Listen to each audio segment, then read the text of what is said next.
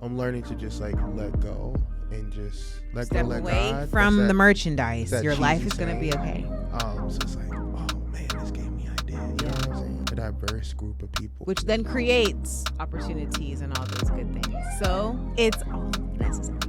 Know what is at risk always. Oh, shoot. It's a lot. Life can be a lot. Yeah, it's a lot. Life can be a lot. Are you hearing what I'm saying, youngin? Life can be a lot. It's all necessary. With Tifani Sage. We're good? Non-binaries. We good? We good? Hello. All right. Shout out to my brother intern. Keep your eye on the camera, okay? The flights. Okay, sorry. All right, let's just start. As you said. One deep breath in. Let it go. Let it go. Here you go. And here we are, guys. We're cool. We're chilling. Hello. Thank you for coming back to another episode of It's All Necessary with Tifani Sage. I am your host, and I am just super honored that you are here. I'm a little tired. I feel a little winded, but it is okay. Take your time. Take your time. Do we have time to take your time? We have about like 30 minutes, I feel. Shit. Okay. All right, but we're going to stretch this. You do the beep beep. No. No? Okay. No. Okay, good. Just be yourself. Okay. Be real. Cool. In this space, we are reminded every opportunity, every situation experience that we go through, it's only to prepare us and propel us to the next level in our life, which then creates opportunities and all those good things. So it's all necessary. Fire. Please do me a love it. favor, everyone watching, streaming, like, subscribe, leave your comments. I want to hear from you. And I am ready to go and get this thing started. Today we have Mephilia Poa. Today we have none other than the great Khajuaan, who is the visionary behind the clothing brand, the Proclamation Collection. Yes. What a freaking name. Thank you. And I can't wait to dive into it. Yes. Let's kick it off with childhood. Where are you from, and what is your fondest childhood memory? Ooh. I am from Newark, New Jersey. Mm-hmm. Fondest childhood memory. I think my fondest childhood memory is when I was introduced to an instrument that I actually didn't want to play. Can I guess? I want to say either the saxophone or I'll go basic and say the piano. Saxophone is one of them, but it wasn't the first. It's not the bass. Okay. Line. What was take another the guess. Trumpet? Nope. Take another one. Violin. Ding ding ding ding ding. No ding. way. Yep. What was that? What was the story? All right. So here's the story, right? So I went to an arts middle school, and the school had just invested a ton of money into the arts. And we love funds. Yeah. And we were required to participate in one of the arts that they had invested in. At the time, they already had instrumental. So this instrumental dance was something new that they invested in, and vocal was something new that they invested in. And so they were like, you got to pick one. And I was like, well, I don't want to sing, really. And Although you look like you can sing good. That's all I got. But I had a best friend who was a dancer. And I thought that was really interesting. But, when you're in middle school, you want to be cool. You know what I'm saying? Like, so I was like, I'm going to try to be a dancer. But then on the first day, they were like, you got to take off your shoes. And I was like, I'm not trying to be barefooted. I don't like my toes. I don't like my feet. And then, I don't know. It just wasn't for me. So then I was like, I always like the band. So like, I'm like, I want to play a cool instrument. So like trumpet, saxophone. So one day I'm in the music room and I'm like super excited talking to the music teacher. And I'm like, I want to play a trumpet or drums or percussion. She's like, we don't have it. Wow. We don't have those instruments. So I'm like, well, what do you have? She's like, well, we have string instruments. And I'm like, okay. Now, keep in mind, from the inner city, I know nothing about string instruments. So I'm like, all right, well, what do you have? She's like, we have the bass. I'm like, that kind of sounds familiar, but I don't know. She's like, we have the viola. I'm like, no clue. I have no clue what that is. I don't either. I was like, all right, viola. She was like, we have cello. I was like, I don't know. And then she was like, we have violin. Like, well, that's the closest thing. And for as long as I don't have to dance or do or sing. Yeah. So we go one, pop, pop, pop. All right, so my name is Tifani Sage. I'm a confidence and clarity life coach. If you're feeling unfulfilled in your life or you don't know what's next for you, I'm your girl. I can take you to new levels of clarity. Click the link in my bio for a complimentary, yeah, I said it, complimentary call with me so we can get your life on track. Click the link so we can connect. I guess you know what I like in that? What I heard is out of lack, you were introduced to something that is not the norm, even though you were aware of what a violin is. No one, I'm just saying, the average person is not like, oh, I play the violin. It's like drums, guitar, or piano. Yeah. And, you know, we talk about alignment. Like, I think that was like perfect alignment because of where it took me thereafter. Now, when I first started playing, the first week I went home. I was born. I wasn't born and raised by my grandmother. I was about to say born and raised by my grandmother. I was raised by my grandmother. I brought it home, and I was like, I chose to play violin. She was super excited, but I wanted to quit because it was just very difficult. It was very, very hard, and I was starting to develop calluses on my fingers, and I was like, I ain't signed up for all this. Yeah. And she was like, no. I'm not raising no quitters. She's like, you do it for a month or so, and if you don't like it, then, you know, you can let it go. Yeah. So I did it for a month, and what was dope about it was that, like, I was doing it with my friends. So some of my friends chose cello, some of them chose viola, so on and so forth. So we had a whole orchestra. Yeah. And we would go and play and learn how to play. We all learned how to play together. We would do shows. And it just became this thing, like community. It became about community. And then it got easier. The more we played, the easier it became. And then I got accepted to an arts high school. And then I was like, oh shoot, this is because of the violin. Yeah. Wow. So I'm like, this is a tool that I get to use. And look at all of the different opportunities that I get to engage in because I play this instrument. So then now I'm starting to have more gratitude and more of an appreciation for it being such a unique thing that I'm able to do.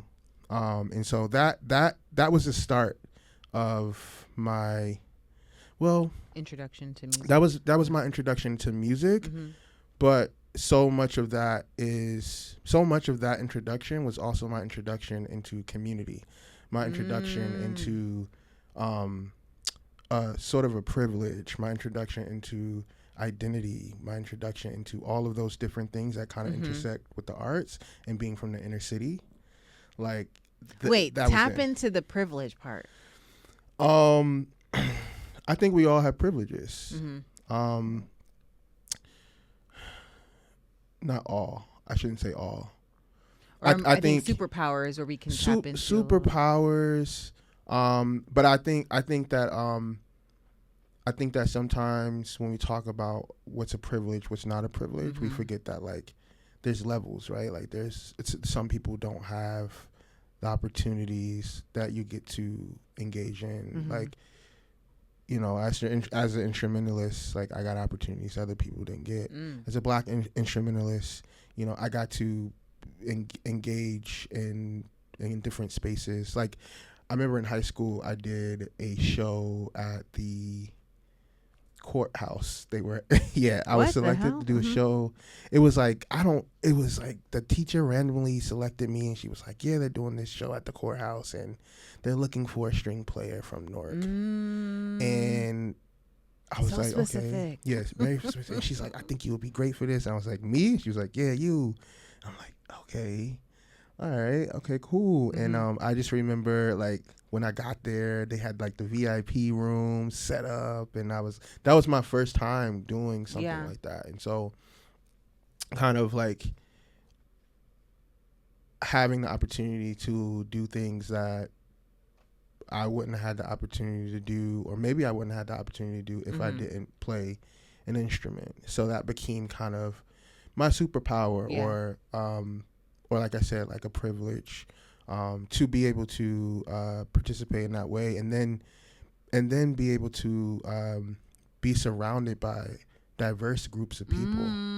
So now we're talking about access. Yeah. Right. So like this became such a powerful tool. Shout out to the freaking violin. Shout out to the arts. I was not expecting this. Yeah. Shout out to the arts. Yeah. So so when I think about art, I'm always thinking about the intersection between art and community, because that is literally what I was brought into. Yeah. It's always been that for me. This is good. This is going to be good. All right. Next question. Who poured time and attention into little Khajuaan? My grandmother. Oh. Yeah, I was. So my mom, and I can share this because she is not uncomfortable about her past. But when I was 7, my mom was locked up for about 4 to 5 years of my life for a nickel bag. She was selling weed, and she got locked up for a nickel bag. So you can imagine the rage and the frustration I feel when I go into a store and see them selling marijuana over the counter like it's candy. 4 years of my life separated from my siblings. My grandmother was in school. So the fact that like she had to, kind of step in to figure things out, to help my mom, to support my mom. But she was my biggest advocate. Like I always say, so much of my spirit and my heart, and even like me being like kind of the coach and the teacher and the motivator, like she was that for me, and that some of that is a piece. You can see some of that in my brand. Wanting to show up for other people because that you know what that looks like what can come of that, because you are a product of someone who showed up for you in that way. Like I'm talking being 7 years old, having issues with speech and education, not knowing how to spell my name, like so many things. Like I think they were trying to retain me in kindergarten. Wait, do you think? Yeah. Wait, how do I phrase this? What do you think attributed to that, or was it, home stress just kind of flustering you to? I think it was a culmination of things. I think it was a lack of attention to education at the time. I think, but also think that it was trauma. There was some trauma, and I was not able to focus and hone in. I don't know that at 7, and my grandmother obviously had a lot to unpack with me in general. But, in hindsight, I think that was a lot for a 7-year-old, to be stripped away from his mom, his siblings, and to be placed into a new home. Yeah. Right? It was a beautiful home. But it was different, and it was new, and there was structure, and I went from being surrounded by a bunch of kids, because where I was before was my little sister's cousin's home, and there were a lot of kids. So I went from being surrounded around a lot of kids to just kind of being solo, and it was just an adjustment. Wow. It was a huge adjustment. And so, I went to go live with my grandmother and her husband, and they were very strict, kind of Southern, couple, very traditional. Okay. Very, very traditional. Did you stay with them from 7 all the way until to? She passed. She passed when she passed right before I was like transitioning into high school. So when I was in, what's that, 8th grade? Yeah, 8th grade. She passed right before graduation. What? Yeah, right before graduation. How was that? I mean, it was difficult. It was a tough time. But I think I've always I think I masked a lot of the stress. Mm-hmm. But I also had community. I had music. I had, you know, my mom was doing the best that she could. It was a difficult transition because, you know, my grandmother, she was very, very strict and very structured in a way that, no offense to my mom, it's different. Mm-hmm. Like, they were very, very different. So it took some time getting used to the way that my mom ran her house versus the way that my grandmother ran her house. So there's a lot of those differences. But I think overall, like, I just got through it, you know, just always was able to, like, find joy. Like, through it all, like, it was like, it's joy. And one thing about my mom too, like, she's such a loving woman. So there were always just moments, so many moments of joy and laughter, and that's how we got through it. Wow. Yeah, good times. Last question in the childhood. I feel like I'm like so in your story that it's like, wait. How has your upbringing shaped you for better or worse? You can just choose one positive and one I need to work on that.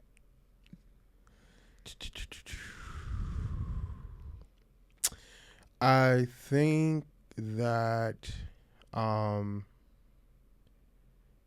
that coming out of my shell is still something that I'm working on. Okay.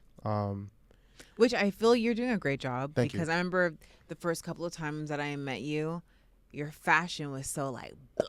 Yeah, and that's what's interesting, right? Like, I've always had I've been learning my style since I was in from the moment I stepped into high school. It was like, because I went to an art school, so I was always around just super creative people, and I always had super creative friends, and I was always pretty creative too. So I went through so many like eras of different, like, my sister laughs because she's like, I remember when you was doing this, and I remember when you was she's trying older this. than you? Yeah, Okay. I have one older sister and one below me. Like, I'm like in the middle. The middle. And I remember my style really started to take form when I got to college. Ooh, okay. I just felt more in tune with myself.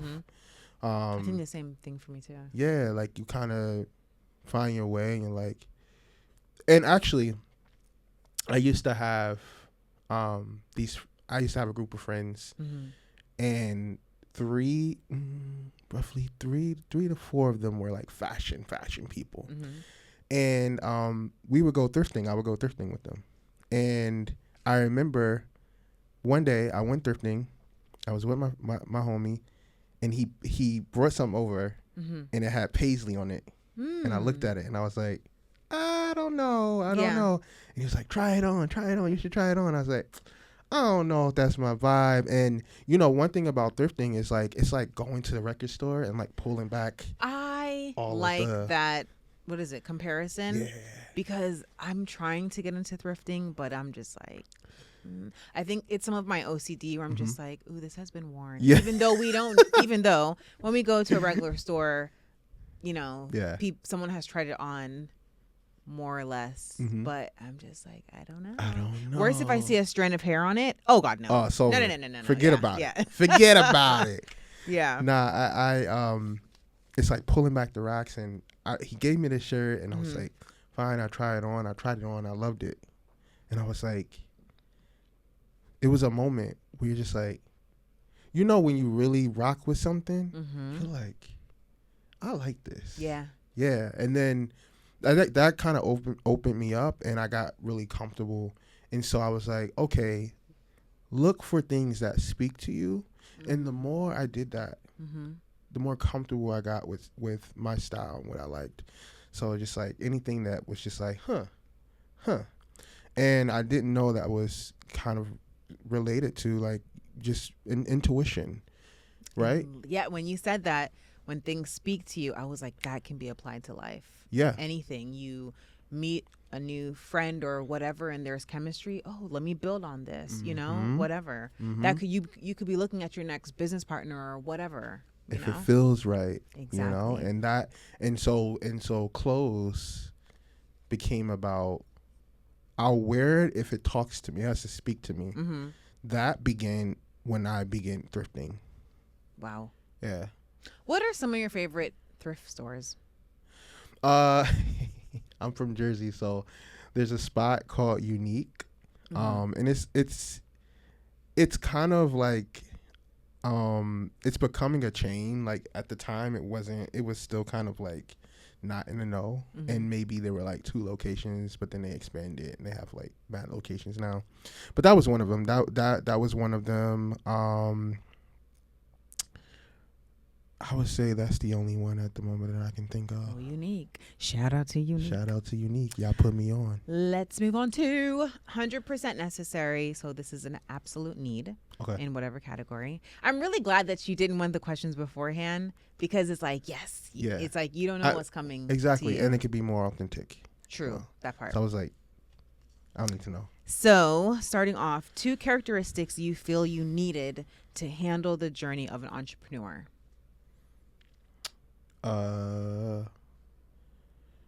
Characteristics.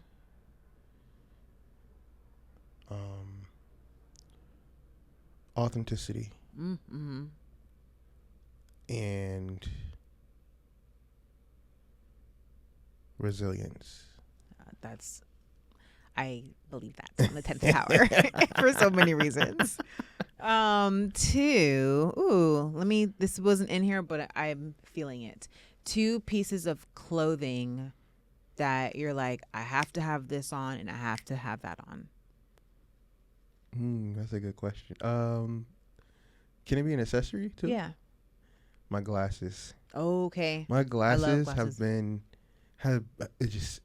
it's become so much of my identity that I just have to have I love a good pair of specs, not shades, but like just like a nice pair of round specs. My Harry Potters.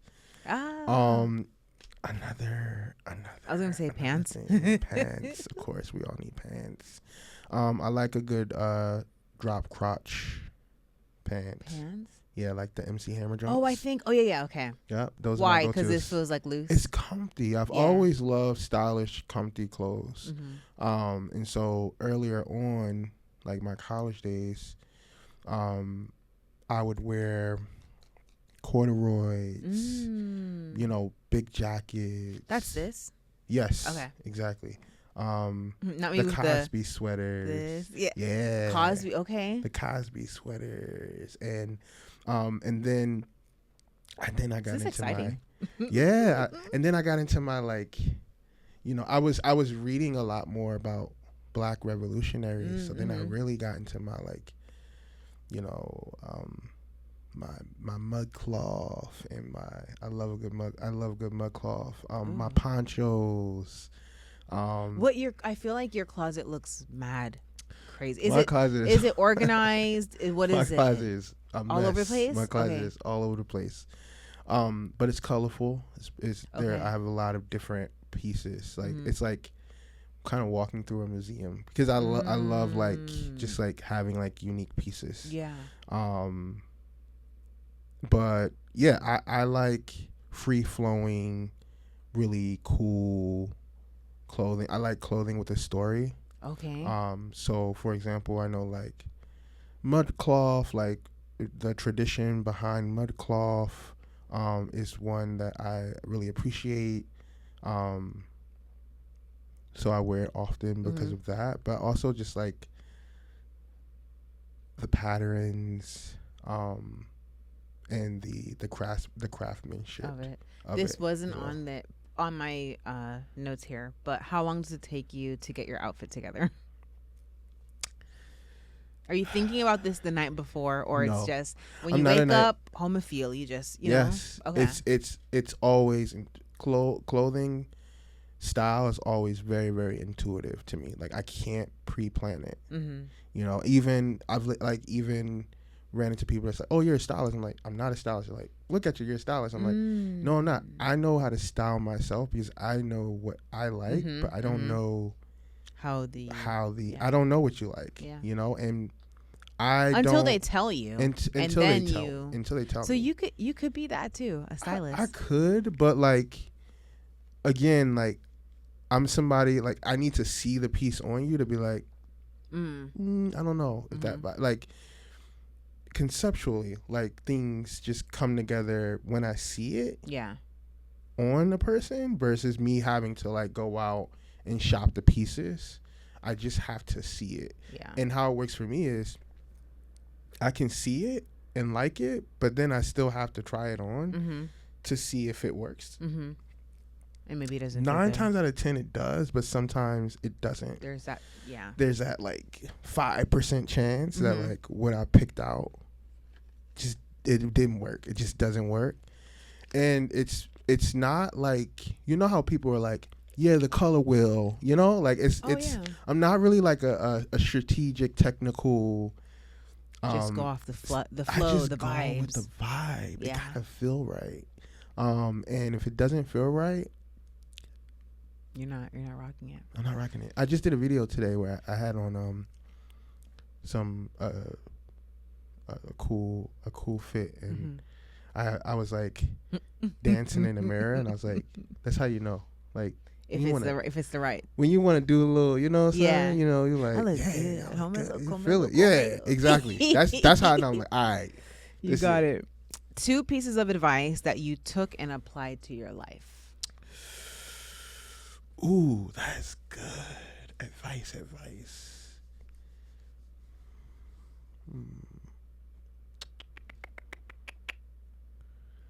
Advice. And maybe it was advice to yourself, or you realized like, you know what, let me try this, or things started moving in the right direction when I started blank.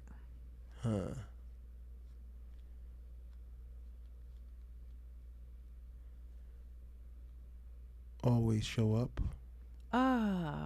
Keep showing up. Love that. Keep showing up. I think that is one of the hardest things to do, because sometimes we tend to only want to show up when things are together, and it's harder to show up when things are falling apart, so that becomes a challenge. That's so funny you say that, because I have my brother in the studio, showed up at the beach. We did not get a lot of sleep last night, but we're like, nope, I wanted to give him that experience. We had a great time. And when we took the photo, one of them, our eyes were closed. And I was like, we still made it though. We showed up. But that is so true. And I feel like when you show up, I think it's a little scary to realize, like, oh my gosh, if I did not show up, I wouldn't have met this person or been inspired by, this new space that you're in. And what good is it? Are you really moving your life forward if you just stay wherever you are? Exactly. Versus show up. You'll never know. You never know. And it's easy to get paralyzed, and it's like you really stunt your growth because you never know. You never know. So show up. Show up. You say that's your one and only? That let me see. Keep showing up.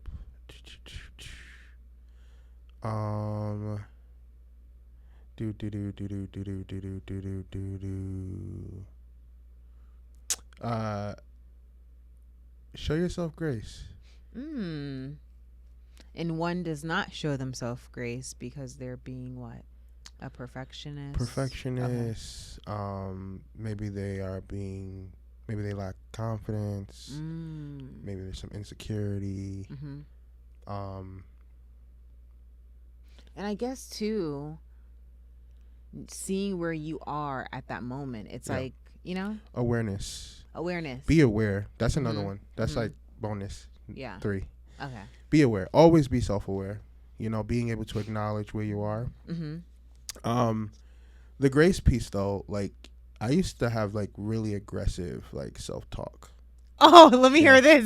Whoa, this No, is like gonna be good. in my mind. I know. I want to hear it. So ring your Like, mind. Let me hear in my the mind, self-talk. it's just like sometimes it's like you need to go harder. Mm-hmm. No, you ain't do that right. You need to do it this way. Why you ain't do it that way? You know, it's just like very like either I'm beating myself up because of the way that I performed, or yeah, like you said, like it's wanting things to be perfect or wanting things to be a certain way before you present it, or you know, a lot of that too is centered around posturing yourself, like always feeling like you have to show up a certain way. And I guess too, where we're choosing to show up at, if we can't sometimes be tired and whatever, then that kind of also says like, is that place really good for you though? Because you always have to be perfect. Exactly. Can you not show up tired? And they're like, you know, it's okay, Khajuaan. It's okay, Tifani. You know? Precisely. Yeah. Precisely. I think that's really important. Like knowing where it's safe or unsafe. There are a lot of spaces that are unsafe. But going back to the self-awareness, you have to have a level of self-awareness to know when you feel unsafe and why you feel unsafe, and you have to challenge yourself to address what's happening. You know, so last one in this section: 2 places or 2 things that refresh your creativity. It's a good. These are great questions. Thank you. Look at you. Refresh creativity. Reading. Ooh, you know what I was gonna jump in and say for me, the library. The library. Always. Like I don't text. I don't answer my phone really when I'm in the library. Fire. Sorry, library / bookstore, but I meant bookstore, because it's like, ooh, all this, you know, this new stories and whatever. Because you know what it is? It's when you read, you gain new perspective, especially like when you read like autobiographies. I love self-help, so same. I feel like so much of self-help is intertwined into my brand. It's intertwined into how I think and, you know, the creative spark.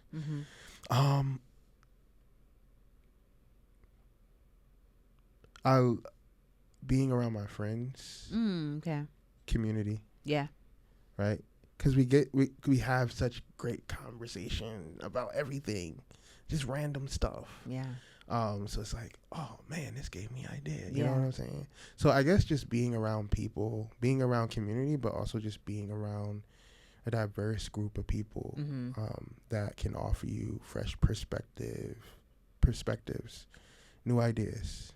With fresh perspectives come new ideas and new portals that you're going into. Exactly. Bink. Okay. Ding, ding, ding, ding, Alrighty. So moving on to my things have been reshuffled. What the heck? Uh-oh. Oh, work and lifestyle. Dun, dun, dun. Okay. Thank you. We're good to fly. These are still rolling? Good? Okay. All right. When was the moment you fell in love with fashion? Where you were just like, oh, that. I need to do that.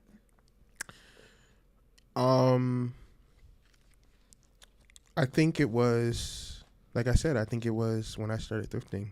This was 2000 and, let's see. I want to show my age. I'm not that old, guys. It's okay. I started college in 2009. This was between 2009 and between 2009 and 10, maybe freshman year of college. Like, wait, graduate. Sorry, did you mention it already? What got you to the thrift store? Yeah, I was surrounded by designers. Like one of my good friends, he knew how to sew. He made bow ties. Actually I had two friends. One of them made bow ties and was just always super fresh, like super fly. Still to this day, he's really fly still. And then I had two friends that were just into fashion. And then I had three other friends that were into fashion, and we hung out all the time. And so yeah, they were like thrift store all the time. Like, and then I was like, I want to see what they got going on at the thrift store. Everybody's talking about thrifting. Yeah. Let me see what they got going on, you know. And the record thing started. And then and then like that's the more I went, the more comfortable I got with like exploration of like style. Were there many times, would you say, that you would go with the expectation to get something and you didn't leave with anything? No, I always left with something. I was like, I'm leaving with something. Yeah. Okay. I was leaving with something. And would you go once a week or like what? No, maybe roughly twice, 3 times a month. You know. Wow, that's good. Yeah. Okay. Yeah. Not that often, but when I went, it was super exciting because it was that moment that I got to explore outside of just like creative expression through music. And at the time I thought I was gonna be a producer as well. I was like, this is just like a new outlet of creativity that I get to explore, and you're actually passionate about it. and I love it. I like to do it. And we did it as this is like another theme, and not another theme, but like community again. Yeah. So here I am. I have my group of friends that I play music with, and now I have my group of friends that I go thrifting with. So it's not only just thrifting, but I'm doing it with people that I love, you know, and that made it fun as well. Like, you know, you find something, you like, look what I found, y'all. That like, part, you know what I'm yeah. saying? Like, y'all ain't got that. You ain't get this piece. And like, the oh, rarity, I guess, or you know, of it. Yeah, and everybody's like, oh, so it was a whole experience, you know. So much that like when I got to college, people would see my clothes and my style, and they'd be like, yo, where'd you get this from? Where'd you get that from? And I'll be like, I got it from the thrift store. And they're like, you gotta take me thrifting. And I feel like you're the person that would find something that the next person could never find, even if they were in the same place. That is so very true. But it was either that or like, I have a friend, his name is Jose. He would always go, tag, man, like I could never pull that off. Like I don't see how you. And I'm like, there's something for all of us. You just have to trust your intuition and find what is for you, what works for you. Trust it. And a lot of people are like, oh, I wonder if I could pull it off. No, don't try to pull this off. Try to find something that you vibe with that speaks to you. Yeah, I love that. Any fashion role models that you looked up to back then or to date that you have? I always thought Will.i.am had really cool style. Yes. Like just a really cool vibe in general, but like really cool futuristic style. Always thought he was really cool. Who else comes to mind?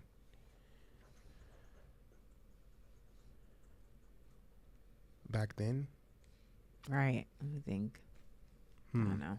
Will.i.am. Okay. Will.i.am came to mind. So how did your clothing brand, the Proclamation Collection, come into existence? I knew this question was coming. The year is 2014. And there's this film critic. Her name is Alexandria Stanley. She does a New York Times article about classic beauty. And she says that Viola Davis is less classically beautiful than Kerry Washington. And what a lot of people don't know is the Proclamation Collection is a brand under a parent company called Cold Crown Creative. Okay. And Cold Crown Creative was created around that time. I felt inclined to say something or bring people together, bring specifically Black women together to speak about beauty and beauty standards. So I curated 2 events called Classically Beautiful, the discussion, 1 and 2. And I brought Black women together to talk about beauty standards and classic beauty. And I felt that it was important for, in a time for Black women to speak and feel empowered. And that is really where it started. And the platform was centered around advocacy. Okay. So self-advocacy. So how you see yourself, how we see each other, how we use our voices. And this platform was going to allow me to create using any artistic medium that I wanted to. Yeah. Because I always felt like people made me feel like I had to choose something. You know, at the time, As far as choose an artistic medium Okay. to create under. Because in college, I was the poet, I was the style guy, I was the photographer, I was the musician. I did so many things. The creative octopus. The what they call them, multi-hyphenate, which is now celebrated, by the way, by so many. But at the time, I was like, I want to create something that allows me to kind of explore different artistic mediums. But like I also mentioned, community has been so interwoven into my experience that it just kind of happened that way, right? Okay. Where it was just like, all right, first project is a, you know, series where you bring these women together to talk about these Black women together to talk about classic beauty. And at the time, I wouldn't say it went viral per se, but maybe it was viral for the time. But it got featured on, like, you know, Afro Punk and For Harriet and Huffington Post, Black Huffington Post. Oh, that's viral to me. Yeah, I think it did pretty good. And I was so proud of that project, so proud of the women in that project, because like I really wanted to be careful about like how I wanted to make sure that I didn't center myself in that project. So to see like these women on these big platforms, like I hope that till this day it was a reminder of how important and valuable their voices was. And I think it was so powerful because and this was like before the round tables and everything like that. I think it was so powerful because like you got to see these women speak in numbers. So many women, just like so many, And their strength in numbers, strength in numbers. And not only were they talking about classic beauty as a standard, but you could see like the essence of these women. Like they talked about education and their upbringings and their families. And so we got to see that classic beauty or beauty is skin deep as well. So I thought that was really cool. From there, I'm gonna be honest, I let things kind of fall. Why? This is the part we need to get into. Is life happened, right? And the following, like I started building, the following started to grow really fast, and I didn't really know what to do with it. And the project wasn't really a planned project. Like it was more so a spark. This sounds like, sorry, 1 second. Serge, you can sit if your legs are tired. Okay. I like this because this sounds like, I feel like many people are waiting for that like takeoff, but then I don't know if there's a lot of conversations being had about when the takeoff happens. That's a whole nother situation now. And like metaphorically with the pilot, you know, that's cool. You know how to take the plane off the ground, but can you keep it up there? Can you make it go a little higher? Can you scale down but not crash, you know? Yes, so So this is when we start talking about business and we start talking about not just creativity and the creative spark, but strategy, right? And now you're saying, hey, creative guy, now you have to be a businessman and you have to be strategic and you have to, you know, learn about the algorithms and how social media works and all of these different things. And I was creating like little stuff to hold me over for a while. But then I just got like, I don't know. I just wasn't. The spark was gone. And when the spark was gone, I was like, I don't know what else I want to do with this platform. Do you think it would have changed if you had a business manager? Possibly, if I allowed more support. Yeah. In, possibly. I think when you're a new creative and a new entrepreneur, you think that you have to do everything by not. You fall into this habit of not reaching out and extending, asking for help, right? And that's like a common issue that I see amongst entrepreneurs. Is like, well, and some of that is not even the fault of the entrepreneur. Like sometimes it's super scrappy and people want to get paid and they can't get paid, and so people I think get finances messy have to do a lot to do a lot with it. Finances have a lot to do with it. So you wind up doing a lot of stuff yourself because because you can't pay people. Some people don't deliver the quality in which you want. So it becomes this thing. But like that takes time. Like I know some creatives that are like also entrepreneurs who are still trying to find the right team. Like I know some really, really dope entrepreneurs that are doing their thing at their crafts, and they have big followings and stuff like that, and they're still trying to figure out how to find the right It's a different world out there. Yeah, it's tough. But out of CCC came the Proclamation Collection, which is tied to the parent company, which is all about, again, self-advocacy. So the Proclamation Collection has so much of that intertwined into how we show up in the world. And that took off in 2000 and roughly 19 when I was leaving my job. Wow. I had just finished reading Don Miguel's 4 Agreements. That's and I a was goodie. feeling like you were in your power. Yeah. You were aligned. Yeah, I felt it, and I was like, I gotta get out of here. Yeah. And I gotta explore this entrepreneur thing. Yeah. And the first word that came to mind was audacity. Oh yes. To That's be so audacious. funny. You say that. I know I said that word sometime. It was actually last weekend on the tennis court. And I was like that. I don't know why, but in my head I was thinking when someone asked the great Maya Angelou, what do you think is the greatest virtue or something like that? And I hope I'm quoting it correctly. I think she said courage, because without it you can't do anything. And to me it also means audacity, because that can keep you from speaking to someone or being in a room and it's like, no, I have the audacity to go. I know I know who I am, so I'm gonna go do it. Exactly. Yeah. It's a driver. Yes. It's a driver to get to the thing that you need to do. Right. And that was when it all started. A lot of effing audacity. Yeah, I love it. Yeah. All right. What were some lifestyle changes that you had to make in the midst of bossing up to ensure you were operating at your best level? Getting organized. Okay.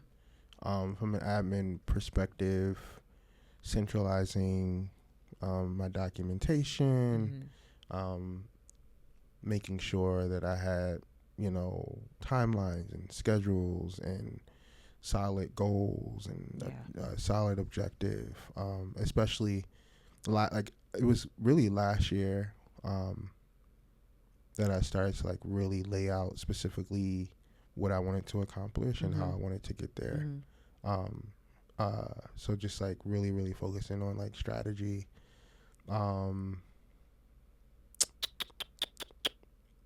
And then I would say consistency. Oh yeah. That one can be a killer of dreams. Forget like self-belief if you don't have that, but also and discipline. You can have all that, but if you're not consistent with it, if you're not disciplined and consistent, go sit down somewhere, because nothing's gonna happen. Hey, last one in here. What's a couple standout hard boss lessons you had to learn on the job?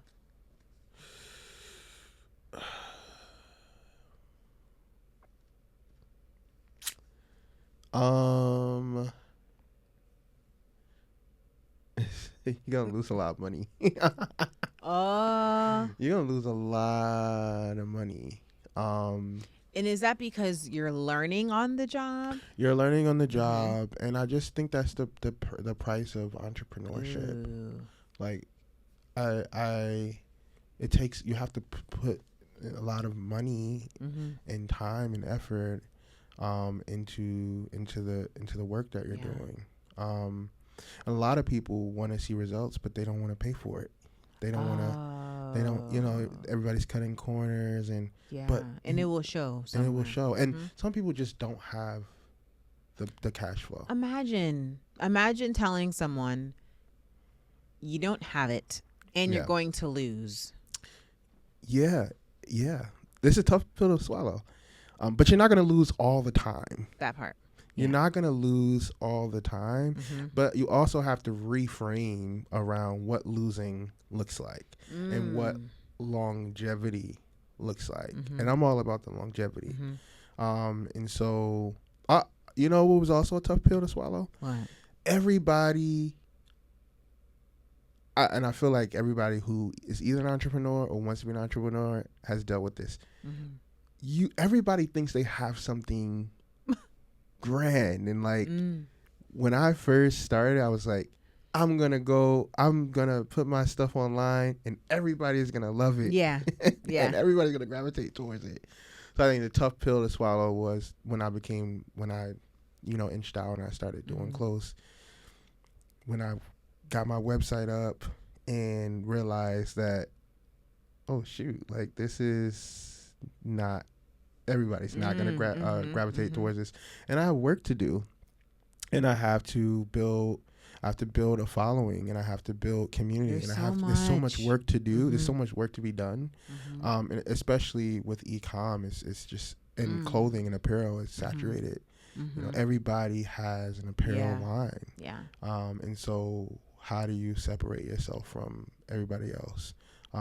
So there's that. That was a tough pill to swallow. But I like what I heard in that was, okay, I have work to do. The I guess the springboard of like, but I want to do it still. Yeah. I want to figure out how to make this work. Yes. And that is good, because sometimes, I guess maybe catch me on a different day, I'm just like, I'm tired. That exists. But then That's tomorrow real. I'm like, I have to go do it.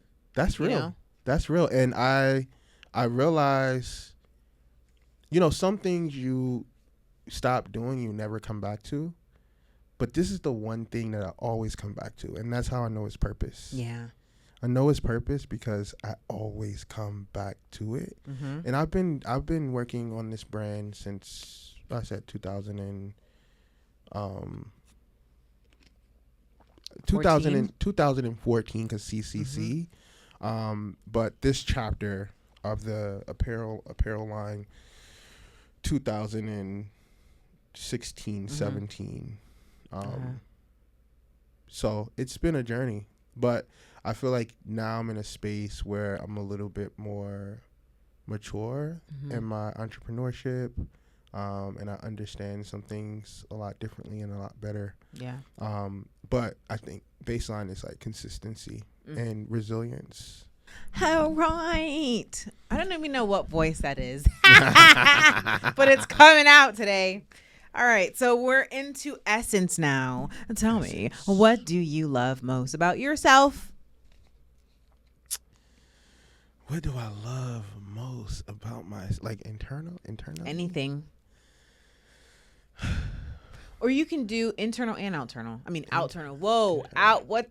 I need to go to bed. Internal. We get it. We got it. We got to you. go to bed. We get you. We got you.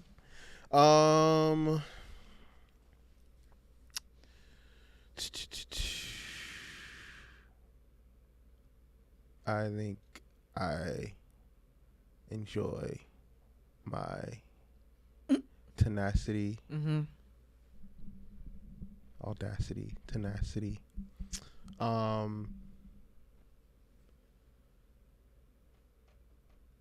My curiosity. Ooh, yes. I did one with my homegirl about how that opens doors. Yeah. And also it just liberates the human, Yeah, the for human sure. mind, the human spirit. For sure. You know, why be boxed in because Exactly. of what someone said or what I read? Exactly. Who cares? Like, no confinements. Mm-hmm. You know, and we put a lot of confinements on ourselves already too. So I've always stayed curious. Like that's something I've always heard too. Ask questions. Ask a lot of questions. I had my uncle who's no longer with us when I was younger. I remember he was such a critical thinker, and he would sit up with us all night, and we would talk about everything, serious topics. We talk about politics. We talk about religion. And he was Muslim, and he would just ask us questions. And what I loved about those conversations was that there was no wrong answer. From you, coming from you, like coming from. Sorry, he never interpreted what you're saying is wrong. Okay. Me and my sister would have these conversations, and he'd be like, "Tell me what you think about that," and we just allow us to answer the questions, and he wouldn't have an opinion. Like he would just be like, "Okay." Wow. You know, and he would just God like bless him. let it exist, you know? And I think he understood, like, just allowing the mind to just freely roam, like free flow, free thought, free thinking. I like that. Allowing us to explore and be curious, like, you know, and we would ask him questions, he would ask us questions, and it was just kind of this thing that we would do. I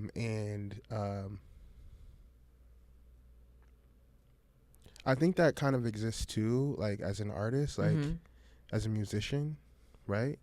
When you say things like, try it like this, like, you know, you could be playing a song and, you know, maybe the conductor's like, why don't you put, one thing that I'll say is like, my teachers always allowed me to kind of freely explore the music, you know, and I was never like your traditional player. Yeah. Like I did a lot of things wrong. Like I used to hold the violin with my wrists against the back of the board, and I just did like, I was a sloucher. Like I was like not the traditional player. But the freedom, like the how I played was so musical because they just allowed me to be and exist and explore. And that the curiosity to like try different things, to ask questions. Like it was just such a part of so many pieces of my journey. Like style, when we talk about style, we talked about the drifting, right? Curiosity, you know, let me try this, let me try that, let me, you know, so curiosity. I love that. Ooh, when was a time you had to dig deep and talk life into your life situation? A time? This is like every other day. Spill the beans. a time. What year was this? This was like beginning of the pandemic. I think it was just tough, you know. I had just like realized, like came to the realization that a lot of the stuff that I wanted to do as an entrepreneur wasn't gonna happen during that time. Coupled with, you know, just everybody was sitting with themselves, and like, you know, like I realized that I had a lot of issues I had a lot of daddy issues, like, you know, so like it was like navigating. Why did that come up then? I'm going to pivot off of that because I feel like I had parent stuff. Yeah. And I will say, but what made you, how did the daddy thing come in? So I think at the time, like I was trying to figure out my relationships with my friendships with other men. And like I wanted to do a lot of what I wanted to do with Co-Crown was centered around mental health. And so one of the things that I wanted to do was I was working on a workshop, or it wasn't a workshop, it was actually a conference for Black men centered around mental health. And it was called, it's going to be called the Black Smoke Summit. Actually, it was a summit. And it's always a really important conversation amongst Black men, and it just brought up so many issues and a lot of trauma around my relationship with my dad. And then also too, I was doing everybody was doing stuff online, like so they were doing like all types of like Zoom series and meetups and stuff. So a lot of people don't know this, but I started this like support group called Kingstown. And I was meeting with a lot of different guys. Like we would come together like on a weekly basis and we just talk about where we were in life during the pandemic. And like, you know, we were talking about stuff that guys just don't get the opportunity to talk about. We were talking about like how to set goals and like, you know, what our core values were, and you know, should we be building a vision board, like how to use Pinterest, like like just, you know. And it was cool because there were guys of all different ages. So we got like just different perspectives. And I remember we had a guy come and he talked about, you know, just being self-aware and just like really cool stuff we were doing. And then things fell apart and I was so triggered. And every single time, because you wanted it bad. Well, I think I was trying to force relationships. Okay. And I realized that like that it was some trauma like interwove into the results of trying to build relationships, and why I was trying to build relationships tied into the fact that I don't have the greatest relationship with my dad. Okay. And it's not that it's bad, it's just non-existent. So I was like, here's an opportunity to build with more men. Yeah. Like, you know what I'm saying? And then you start to kind of incorporate your kind of like abandonment issues. So when people don't show up, now it's like, dang, you know what I'm saying? This is getting it there. This is getting in it. You know what I'm saying? So it's like a lot of that, like a lot of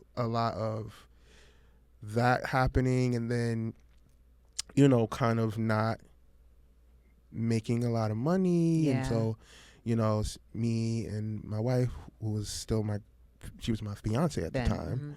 So I'm like, oh man, like I have all these responsibilities, and I was driving with Lyft for a little while. Okay. But then things started to get, during the pandemic, like rides just weren't coming in.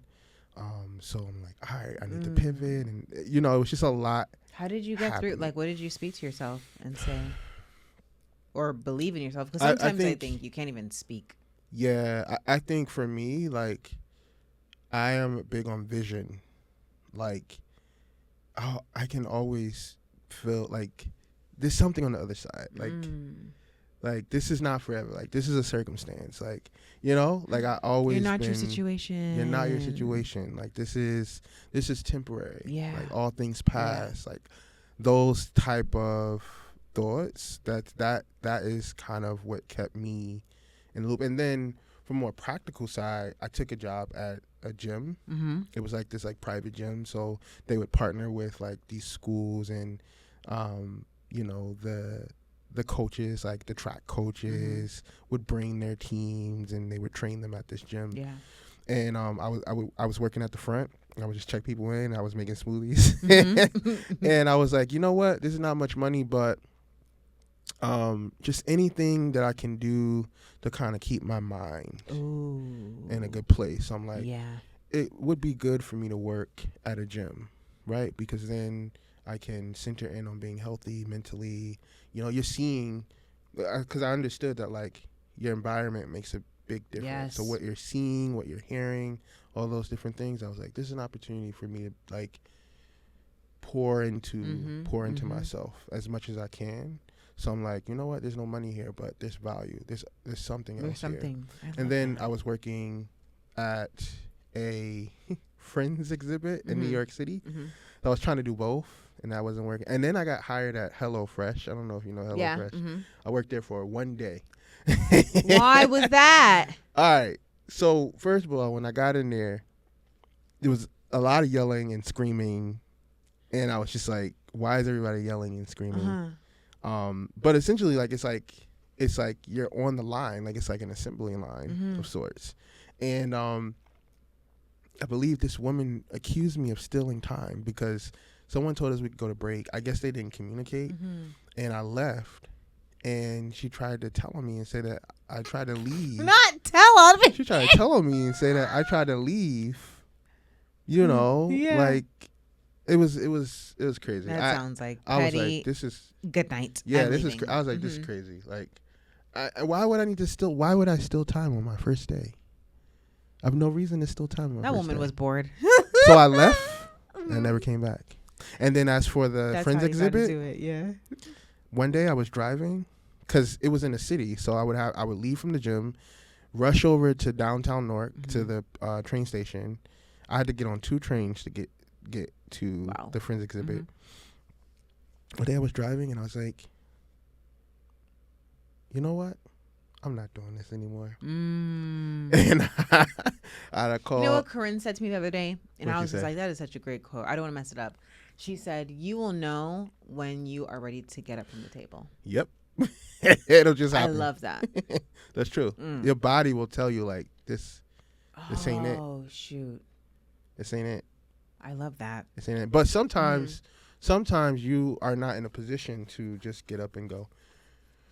Cause I was So having I some issues think at the it's gym, like too. that part. That's another thing I want a lot of things to, I want more talk around when it's, you feel it in every inch of your soul, but the finances, or whatever else is saying, you tried it. Yep. Sit back down. Yep. You can't, like, you know, you could hit rock, you could do it, but you may not land on a safe space. You may land, That is correct. You know. Know what is at risk. Always. Oh, shoot. Always. Wow. But is it worth the sacrifice? Like, whatever you're sacrificing, is it worth it? Who's more important? Like, all of those things. All of those. It's a lot to think about. Life can be a lot. Yeah, it's a lot. Life can be a lot. Are you hearing what I'm saying, youngin? Life could be a lot. It can be a lot. And that goes back to, remember we were talking about, you know, you're this creative, and then you realize, oh, shit, like there's strategy involved. The same thing applies. That's what I'm on right now, strategy. Same thing applies in real life. Yeah. You know, you quit a job, you should have something lined up because the reality is you need money to that part, and money even to live. if you're sitting on something nice, that's going to eventually run out. It's gonna run out. Hey, strategize before you leave this. The money you're sitting on, put it in something to invest. Exactly. Then you can leave that money is multiplying. Then you can blah blah blah. It's a lot. Bam, bam, bam, bam. Have it all set up. So you got to be smart. So I was like, Dad, I can't leave. Ooh, keep your mind right too, leave because I this. just thought about it in my head. If your mind is not right, so obviously keep yourself in a great environment, or around people. What are you looking at on a daily basis? What are you listening to? If your mind is not right, how the heck can you strategize? Exactly. That's hard to do for a lot of people too, and I get it. Like life can be life. Life be lifing. That part. All right. Ooh, what does success mean to you? Success. What does it mean? What does it mean, or what does it look like? What does it look like? What does it look like? Success looks like impact. Success looks like stability. Success looks like good health. Success is not to me, it's not a destination. I feel like we talk about it as if it's a destination. That's just not that's not something that I subscribe to per se, or I try not to, because you're always going to move the goalposts for what it looks like. But what you just said a while ago, those are great building blocks to reach. And then, as you said, consistency. Yes. Yeah. Exactly. And I think you can be successful right now. Like if you can, again, we go back to reframing. Why don't we look at our accomplishments as success? Like there are a lot of things that we are accomplishing on a day-to-day basis Yeah. that Need to be celebrated. celebrated. Like, it is And acknowledged. a level of success. Yeah. And so I think and I also think that we're going to continue to redefine what success looks like. So the reality is, what I deem as successful now may be different a year from now, That's 2 true. years from now. I don't know what that looks like. Yeah. You know? So Yeah. there's no one kind of Like definition yeah. of what success looks like to me. But yeah, I hope that answered the question. Yes, it did. Okay, cool. We're on the last bit here. We have made it. The fun We're here. section. Your default. Oh, I think I may have asked, but your default outfit, comfort, and business. What does that look like? And these are just like that with that. Drop crotch. Mm-hmm. A pair of comfortable shoes. This is default, right? Yeah. Pair of comfortable shoes. So just my Nikes.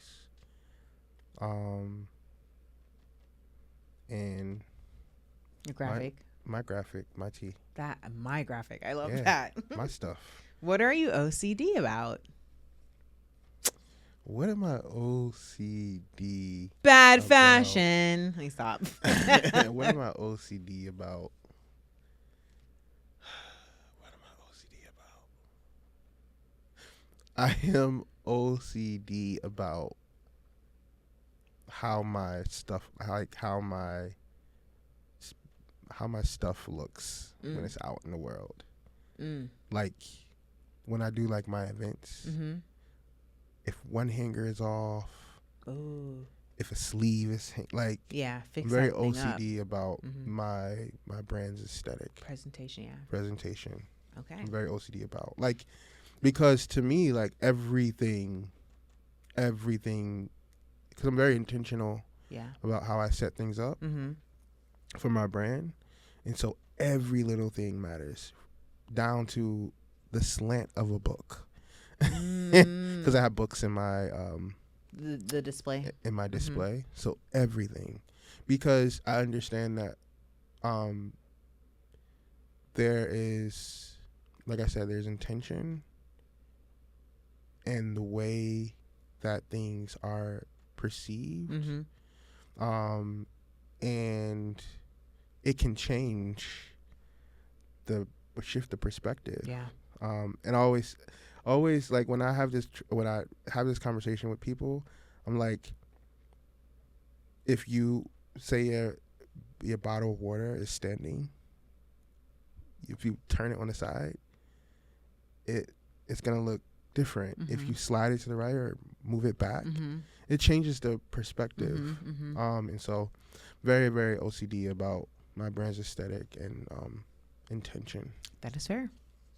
And if $10 million were deposited in your account tonight, how the heck would tomorrow look different? These questions, man, so good. If $10 million was invested, what was the question? I'll say, how would your tomorrow look different? And it has to be what, two things. So these are major things. Or they could just be like, nothing would change. I was gonna say, I don't think nothing would change externally. Okay. But I would definitely take that money and invest it in a brand, and have a budget for just about everything. You know, budget for marketing, a budget for everything. I would have a budget for everything, and I have grown to love that word, budget. Budget, yeah. But when I was younger, I was like, "Are we poor? Why are we saying that?" Why are we saying budget? But it was. You know, everybody's like, "What's your budget? Yeah. What's your budget?" You know, you want to work with people. They're like, "What's your budget?" I know. Now it's like it's a budget where it's like, right. "Well, what's your budget?" Last one. What would you say to your younger self?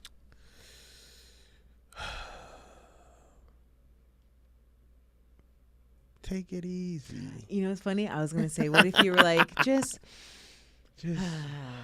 take it easy. Take it easy. Take it easy. Take it easy. I think I'm at this point in my life where I speak about this often, but learning to dance, you know, like living and play kind of thing. yeah, like life is gonna happen, you know, and I think I'm also on this interesting journey with Christ, and I'm like, you're very controlling.